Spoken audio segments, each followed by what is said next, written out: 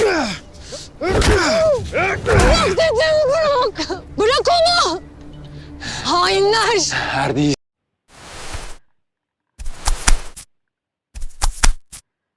السلام علیکم ناظرین، اس قسط میں آپ دیکھیں گے کہ فاطمہ خاتون اور اس کا سپاہیوں کو جنگل میں لٹیروں نے پکڑا ہوا ہے اور وہ ان پر تشدد کر رہے ہیں۔ فاطمہ خاتون ان لٹیروں سے خوب کہتی ہیں کہ وہ میرے سپاہیوں کو نہ ماریں، لیکن اس نے ایک بھی نہ سنی۔ اور دوسرے سین میں دکھاتے ہیں کہ فلاویوس اس سارے منظر کو ایک جھاڑی کے پیچھے دیکھ رہا ہوتا ہے اور فاطمہ خاتون کو رسی سے ایک درخت کے ساتھ باندھا ہوا ہوتا ہے، اور ایک سپاہی فاطمہ خاتون پر تلوار لیے کھڑا ہوتا ہے اور فلاویوس جنگل سے جھاڑیوں سے اس تمام منظر کو دیکھ رہا ہوتا ہے۔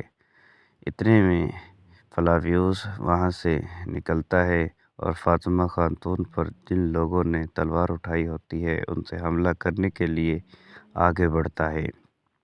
فاطمہ خاتون فلاویوس کو دیکھ لیتی ہے اور حیران ہو کر دیکھتی ہے کہ فلاویوس ان کو بچانے کے لیے میدان میں آ گئے ہیں۔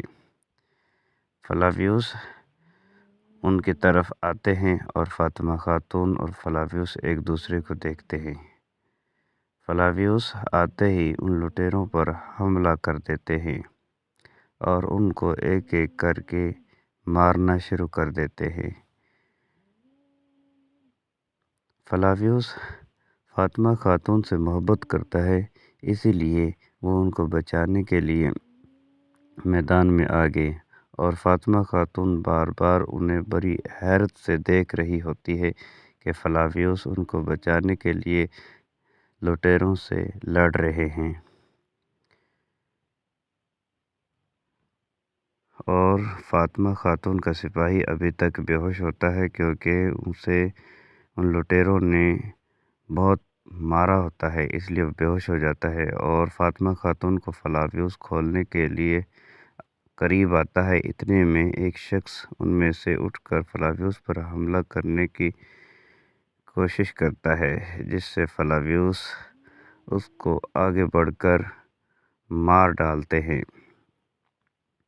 اس کے بعد دوسری طرف فاطمہ خاتون فلاویوس سے کہتی ہے کہ دیکھو دوسری طرف سے بھی کچھ لوگ آ رہے ہیں، اپنے آپ کی حفاظت کرو۔